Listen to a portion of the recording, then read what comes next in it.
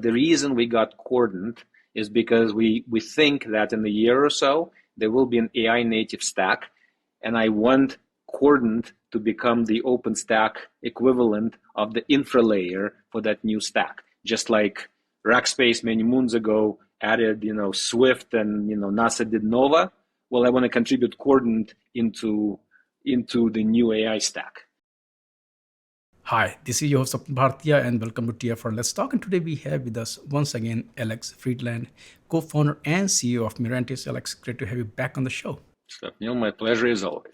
And today you folks announced a k0rdent project. Talk a bit about what is the project all about? What is the inspiration behind it? Yes, indeed. Today we did, we internally call it a launch, but really we just announced an open source project.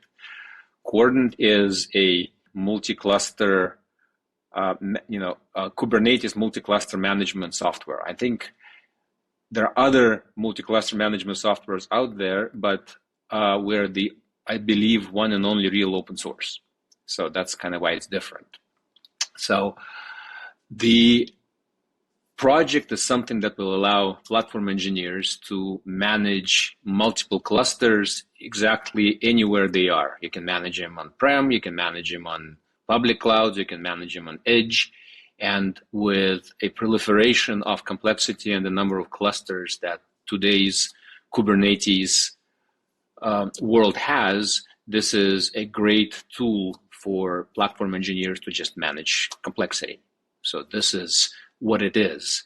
But clearly, we have a much broader and much more interesting view as to why now and why this. And can you talk about, of course, as you talked about, Kubernetes complexity, and we have talked about that, in length in past as well. But once again, as you said, why now? So I want to understand why now, what is specific problem, and is there anything to do with timing it now, or it was something that was in process and it's ready now? It's both, actually. I'll start with your second question, right? When we talked a year ago, I was adamant that, first of all, Mirantis is first and foremost a open source company, and we kind of went a little bit away from our roots, and my number one mission was to get us back into open source, right? And we've done quite a lot of things since I've been around. Since I've been back, and it's been a year. We, of course, rebuilt our open source office and, doing a lot of contribution across the whole ecosystem. We got our membership upgraded into CNCF to gold, and the same on Open Infra Foundation. And of course, we also, pushed a lot of new projects. KZero that we pioneered has been just accepted into incubation for CNCF, so it's becoming even more of a standard that we've been pushing. And as we have committed, all the projects all the innovation that we're doing in open source first. So Kordent, because of that, is first and foremost a project that we're putting out there for people to consume in Apache 2. Now, why did we go with this particular problem? Well, because what we're seeing in the Kubernetes space is people are moving away from kind of the vertically integrated, unwieldy distributions, and they have to have flexibility and freedom to be able to run their workloads anywhere on any cloud, and have flexibility as to which services you put into that. And and when you do that, you need to have a tool at your disposal that can solve this type of problem. So we went and we developed this tool in open source. Now, this is the rationale because it's very consistent to our business. We have many of these customers, and we are putting a path to our customers from the regular enterprise distribution to a composable and expandable and all that. Having said that, I think you want to be, it's better to be lucky than good. And the timing is also great because right now the world is not only moving, excuse me, to multi-cluster in the traditional computing. But of course, with the advent of AI, there is a very, very important moment that the world is moving from training into inferencing, right? So 2 years has been spent to build great and massive models. Now it's time to use those models to actually run them, anywhere in the enterprise. And it just so happens that Kubernetes is the orchestration layer for the infrastructure underneath it, and the problem set is very much aligned to the one I just described. So the whole AI revolution is becoming the largest mover of this type of technology, and we're right there. And the timing is, I think, is very lucky. Excellent, thank you. There is so much to kind of unpack there. I'll start with the AI because that's also once again buzzword these days because of DeepSeek. There are other problems, when it comes to, of course, complexity and distributed environment. But let's just talk about AI. How is, or what kind of challenges organizations face when they look at deploying AI applications, and how Kordent will help them? Again, I will kind of hunker back a little bit in how we came about. Of course, Mirantis was born as an infrastructure company around the OpenStack revolution, right? Excuse me, when the market forces were such that you needed a cloud native operating system to react to what happened with Amazon and Azure. Excuse me, and we were the foundation of actually at the core of building the OpenStack foundation and joined that movement. In a funny way, we are now 15 years later, and a similar thing is happening, right? Companies are trying to figure out how to run AI, and there are large players out there. There are big public clouds that are giving you solutions, and you can say, go on, go all in. There is NVIDIA, that is a very dominant player, kind of similar to what Intel was in the early cloud days, right? That kind of sits in the foundation. On the one hand, they're terrified by what's happening with public clouds and literally are spreading their chips around everywhere so that the second tier and third tier service providers have infrastructure geographically dispersed and all that, right? And at the same time, they're providing tools and stacks, and others are figuring out how to play and integrate in this. So in all that difficult movement, customers at first went and participated in the large training. And the last 2 years has been all about training their models, whether it's foundational or larger companies train their own. And what they have now is all the training you can do in the public cloud, right? Because you have a large collection of GPUs and you just do your training and your data is right there and you have that. Once you start actually using it and running it, that becomes a whole different problem because you have to run those models against the data sets, and many of those data sets live on-prem, and they have regulated and personal information data and all that, and there's also crazy regulation happening everywhere in the world. You've heard the story of Instagram not being able to use data, I think, in one of the European countries for training because of the regulation, because the faces of, I don't know, Dutch people or something like that cannot be used in America, right? So there's all that craziness, plus companies like in financial services and all that don't want to release personal information to public clouds, even if they could, right? It's their moat. And on top of that, there is a lot of situations where you need to run the models against the data that is generated very specifically at the edge, like if you are a manufacturing company or a retail or a smart city. So there is no way you run your cloud. You can start by doing this with public clouds and ChatGPT, but as soon as you start scaling it, you really hit the problem of how do you do this? How do you run inferencing everywhere? And to do this underneath, you need to have seamless infrastructure that will actually support that kind of a motion. And private cloud and hybrid cloud has been somewhat of a, not very powerful winner of the of the cloud movement, right? It kind of started like this in the early days of OpenStack, and then everything kind of went to public cloud, and cloud became synonymous to public cloud. And I think what's happening now with inferencing and AI, we finally, for the first time, are getting a killer app that will end up pooling our hybrid cloud use case. And we're also lucky that all of that infrastructure is actually orchestrated by Kubernetes. And so the AI inferencing use case is the killer app that all of us were looking for to make sure that this infrastructure is actually supporting the accelerated computing expansion into the world. As we were talking earlier, as you also mentioned, that Mirantis for a brief period of time kind of not moved away, but open source was not focused. But now we are seeing the focus getting back. Why? Part of it is sort of my pedigree, right? And I've always been a believer of open source. And I do think that open source is an essential part of innovation, right? There are sort of two very important moves that happen, in innovation, right? In order to win in a large innovation game, you need two things. You need to be able to innovate as much as the leaders do, right? So for an industry like cloud or AI, innovation means tens of thousands of people innovating day in and day out for decades to come, and then the marketing push again,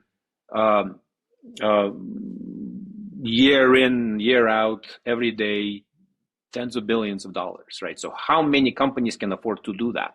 The giants can, but everybody else then gets locked out. So open source is the only way to bring together the creative powers of the rest of the world, right? To combine them and have as much innovation coming into the open, and then combine the marketing power of all those companies that can actually compete successfully with these other situations. So if you don't have open source, you're going to have an oligopoly of fewer players and a lock-in story. So it will create technology lock-in and dependencies, and it will create the financial lock-in and dependencies, right? So you will not be able to control the roadmaps of what you're doing, and whoever has the choke point will collect all the money. So this is not how we want the industry to develop, and there are natural market forces that combine of people with resources that actually go and build open source as the only way for them to be relevant and for those alternatives to be created. And especially now with cloud kind of becoming a little bit, I wouldn't say passe, but cloud's becoming more commoditized, right? There is not as much energy happening on the cloud period side around open source, right? But in AI, where all the energy is happening, there is now very much a game of what's going to happen and what is the open source play. And of course, the components that already became incumbents, like a Kubernetes, right, are becoming players. And there is a robust set of innovation happening in different communities around, Apache Foundation, around data, and Linux Foundation, and both in CNCF and cloud, and AI and data foundations around like VLLMs and kubeserves, and all of that. So there is very genuine, robust innovation happening. And I think, again, we're back at the marketplace at the time of the market inflection, where both proprietary and open source will actually be coming out. The reason we got Kordent is because we think that in a year or so, there will be an AI native stack, and I want Kordent to become the OpenStack equivalent of the infra layer for that new stack. Just like Rackspace many moons ago added, Swift, and NASA did Nova. Well, I want to contribute Kordent into the new AI stack. Now, since we are talking about helping with AI workload, AI deployment, recently I would say that first kind of open source, DeepSeek came out. If you look at other players, whether we look OpenAI or whether we look at Llamas from Facebook, depending on who you talk to, they are not open source. So, and there are a lot of systems you mentioned where not there's proprietary data which is untapped. Companies don't want to bring in third party. How will DeepSeek change the integration of AI within the commercial or proprietary private stack? Will that actually allow companies to leverage AI to the extent which was not possible, and how Kordent will help there? So I think the emergence of DeepSeek is actually a momentous moment in kind of in our AI revolution, where it will actually accelerate the adoption of AI quite a bit, because DeepSeek showed that the unit economics of actually building AI applications can be much more compelling than the economics of doing it in the olden way, right? It also puts in question whether or not the closed source business models of OpenAI and others can be sustainable. And if we're not going to get to the point where the foundational models will just become commodities themselves and will not be monetizable, and you'll have to monetize on usage of them as opposed to on the models themselves, right? So what that means also is that these models there'll be a lot more demand for these models to be hosted locally, hopefully in open source, living in Hugging Face or other places, and moved inside the enterprise into a location where there is access to data, right? And you can then bring that data very quickly. And remember that these workloads are first and foremost are HPC type workloads. They're high performance computing workloads, which means that they have to be extremely efficient in the way they use compute. The latency needs to be very, very small, right? Data needs to be right there, and they need to load very, very fast, and they need to be changed very, very fast. So HPC used to be a tiny portion of the industry to begin with. Now it's everything in the HPC. So you have to bring your data and your models to where compute is, and compute to where the data is. Do it very, very fast, very, very efficiently, and do it seamlessly. And that's a very, very complex problem of multi-cluster and the like that is only going to get more essential and more complex. So Kordent is built actually to solve this. Since we are talking about Kordent, I also want to talk about the k0 family. You have k0s. You last year, if I'm not wrong, you also announced Cosmotron. So I just want to understand what is the whole idea behind these projects? Sure. So the concept of k0s came from understanding that we have to have a way to simplify the way management of infrastructure and platform is run. So k0s was built as the name k0 is like zero ops, zero friction, right? It's a small Kubernetes distribution that you can use very well for edge, right? And it's really easy to manage.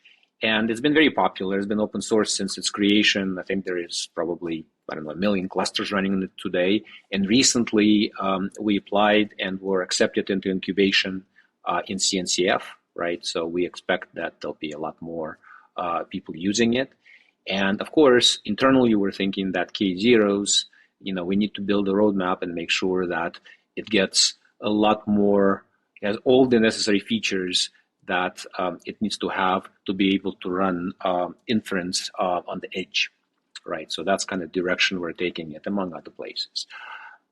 Cosmotron was built around k0s as a multi-cluster manager, right? So it's a next step to actually understand that the world is multi-cloud and multi-cluster, and that's what to make it easy to manage that was Cosmotron. And of course, Kordent, which is the next generation of that whole thing, is again to manage it, not just the Kubernetes layer, but the services around that declaratively across with monitoring and with data and with all of that. So it's just becomes a large enterprise ecosystem around the same motion, but it's simpler and anywhere. That's what the theme that our k0 product line is. The early days of Mirantis, you folks were pure play OpenStack company. If you look at Mirantis today, look at all these open source project and of course k0 family, how organizations should look at Mirantis today? We're pure play platform company, really. I mean, and by the way, I don't like to use the word platform. And if you look at our announcement of Kordent, I specifically told everybody in the company that we're not using the word platform.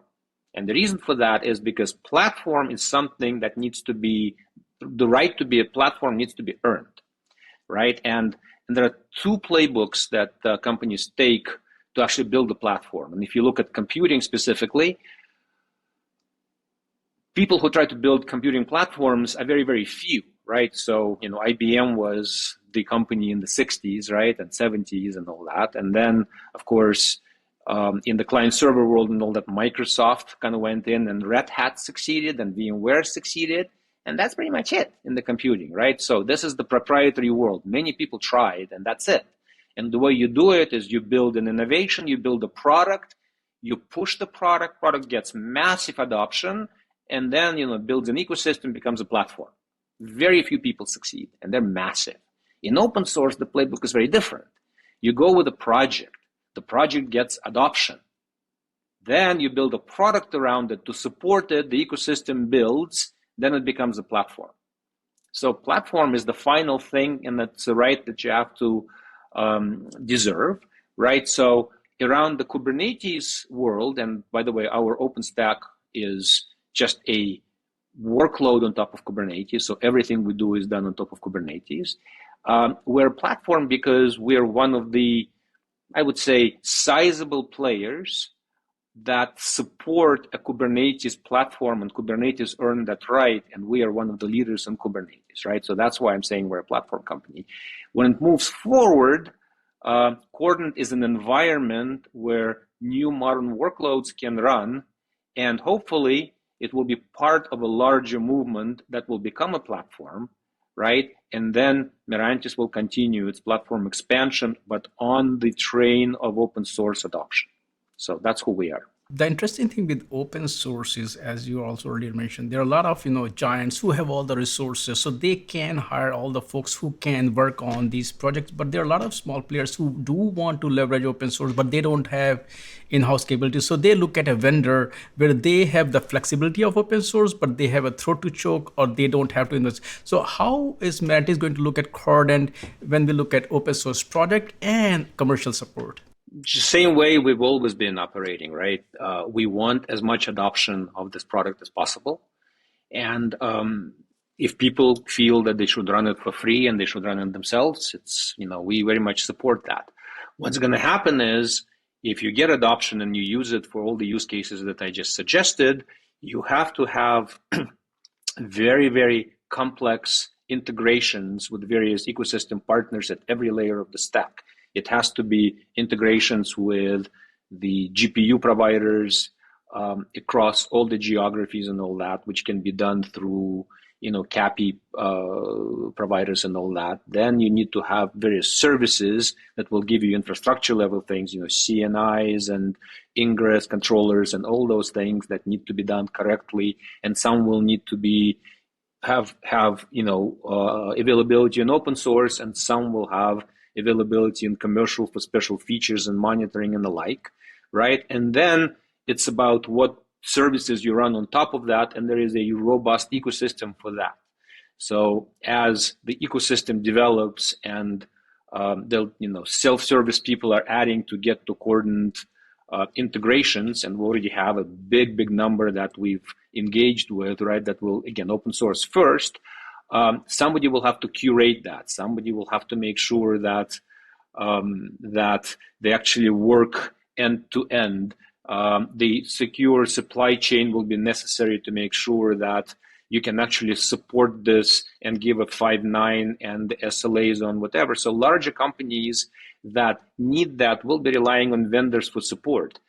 And the ecosystem will be relying on the success of Kordent and other similar products to make sure there is a path to market. But it's important that it has to stay open, and the roadmap needs to be influenced by customers and other players alike. right? So that we can build what's necessary. And commercially, it cannot be a choke point, because it becomes a choke point and people cannot afford it.